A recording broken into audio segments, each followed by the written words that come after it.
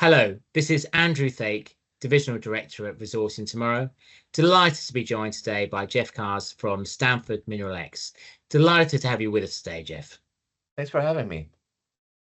Jef, what is Stanford Mineral X and how did it come about?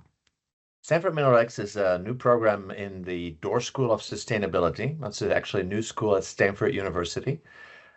We work on the core mission of any academic program, which is research and teaching. And so in research, we focus on the upstream mineral supply chain. In particular, we focus on exploration, mining, and processing.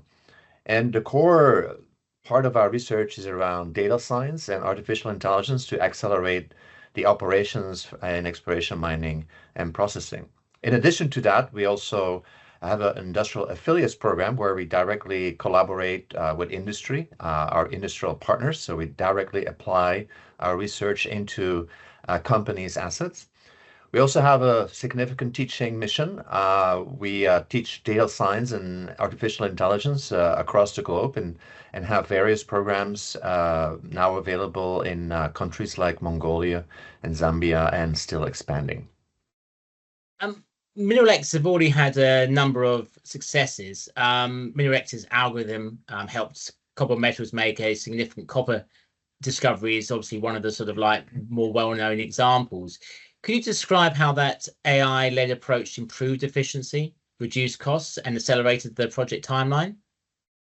Yes, we were very delighted to see that our collaboration with Cobalt Metals was quite successful.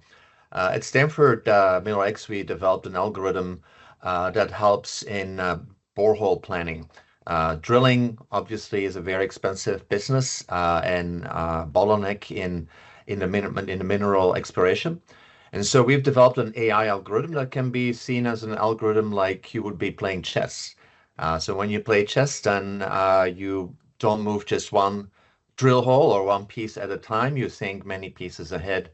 And so this AI algorithm ingests many thousands of models that are created by geologists that reflect their uncertainty on the nature of the grade and the tonnage in the subsurface. Then this algorithm plans a path of 3, 4, 5, 6 boreholes, and the company then executes this. What's really remarkable about this algorithm is that it doesn't just drill to find high grade, it actually drills often to test geological hypotheses. And that is, I think, a quite unique feature. Knowing the right geological hypothesis is actually what causes the algorithm to be very efficient and minimize the amount of boreholes drilled.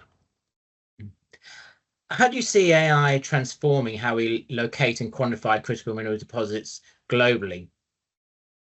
Yeah, that's a very good question. I think there is perhaps a somewhat confusion around what exactly artificial intelligence is. The notion that we are going to ingest a huge amount of data and then there's an algorithm that spits out a treasure map with a cross on it where you have to go drill, that notion is incorrect. I think I see artificial intelligence and also particularly data science as an enabler. For example, if you think about exploration, then you think about often a geologist looking at data and trying to find patterns that, according to their decades of experience, may indicate some kind of deposit. The kind of AI that will be very successful is that kind of AI that will enable the geologists to do this much faster and much easier. In particular, humans are very good at looking at what I call low-dimensional data, means one map at a time, while data science techniques are really great at looking at lots of data at the same time, multidimensional data, meaning many, many maps at the same time. So I see the role of AI as somewhere the human in the loop is still very important, but it will enable the human to look into high-dimensional data that was not possible before. And as I mentioned, another really important component of AI is that it can optimize decisions under uncertainty that a human would be very difficult to do, particularly when the the problems become very complex. For example, if you need to make decisions about drilling in a three-dimensional subsurface, accounting for all the uncertainty, it's very difficult to do for a human, but a machine or an AI can enable that and make that very efficient. Given the high stakes of cobalt, lithium, nickel, and rare earth supplies, how is Stanford Minerex addressing the challenge of geological uncertainty and ensuring smarter, lower impact mining operations? Yeah, as I mentioned, capturing uncertainty is really critical to develop to an optimized approach to exploration mining. It's often when decisions are made based on deterministic models that eventually one finds out that the deterministic model was completely incorrect. And if therefore mining operations are planned under such deterministic incorrect model, then the mining operation become insufficient, may lead to all kind of unexpected results, and have some sustainability issues.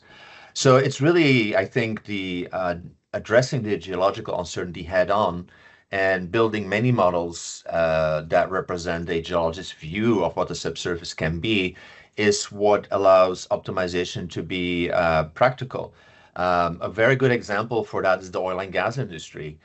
25 years ago, the oil and gas industry was building deterministic models and trying to build billion-dollar platforms based on deterministic models.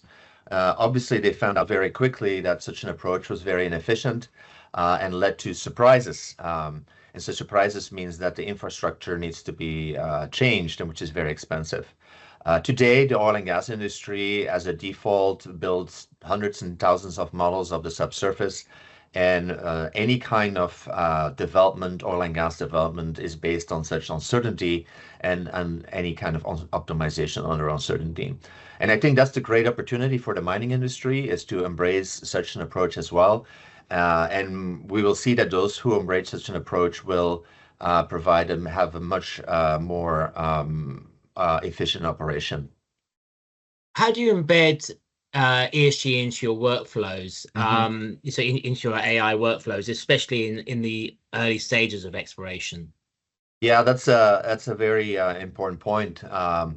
What we see today a lot is that decisions are made to go ahead with projects, and then get investments, and then only think about sustainability and ESG components. So we have one project in Brazil where we include sustainability components in the decision making that the company may need to do when they have many assets and need to proceed. Let's say, for example, a company has 5 assets with great potential. One can just look at the NPV of each asset and then say, with the one with the greatest NPV and less uncertainty would be the priority. But we're finding that if you include sustainability aspects, then surprises that come later on around that, there are issues with water and the environment, that they can be mitigated when the actual these issues are introduced right from the very beginning. And I think that's where a lot of low-hanging fruit is. Minerex have active partnerships across the globe. Which regions of minerals are next on your radar, and how do you select collaborators for pilot projects? Yeah, that's a great question. The selection of projects as well as regions, because we get a lot of requests on collaboration. I think Africa for us is definitely on the radar. We have an educational initiative in Zambia, the Copper Belt, and we collaborate with Cobalt Metals on project in that area. There is great interest in the United States, and for Africa, we saw today the meeting between President Trump and delegations from Africa.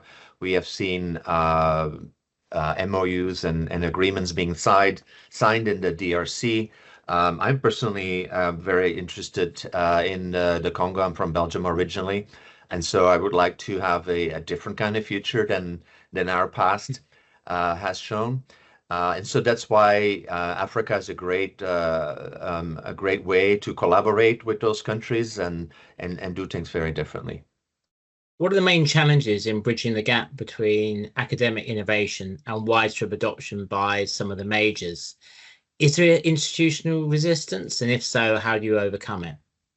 Yeah, that's a very good point. I think with big companies, like I've collaborated for almost 30 years with oil and gas companies, big companies, there is always a hierarchy and a chain of command, let's say, that is instituted, which makes change very difficult, as opposed to, say, a startup company like Cobalt Metals, which is a very flat structure, and where any kind of innovation is directly embraced.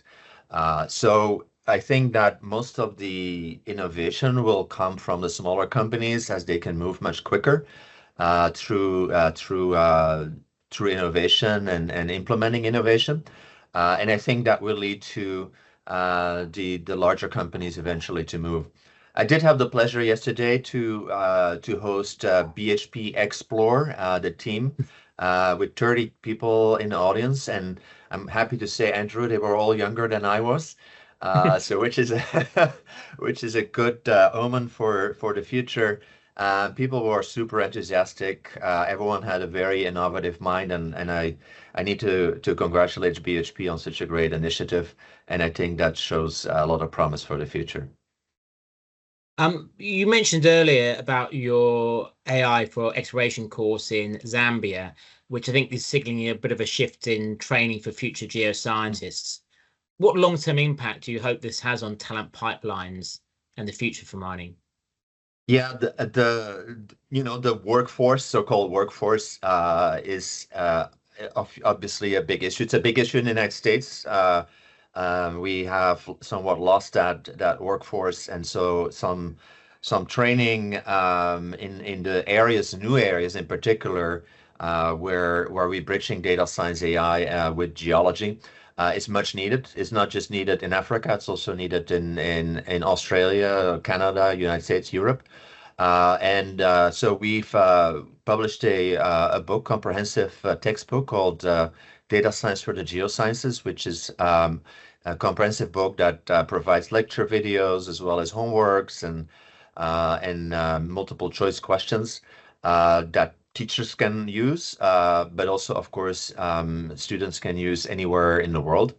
The initiative at the Copper Belt was because of Cobalt Metals providing 10 scholarships to Zambian students and MinRex collaborating with Copperbelt University to develop a new master's program.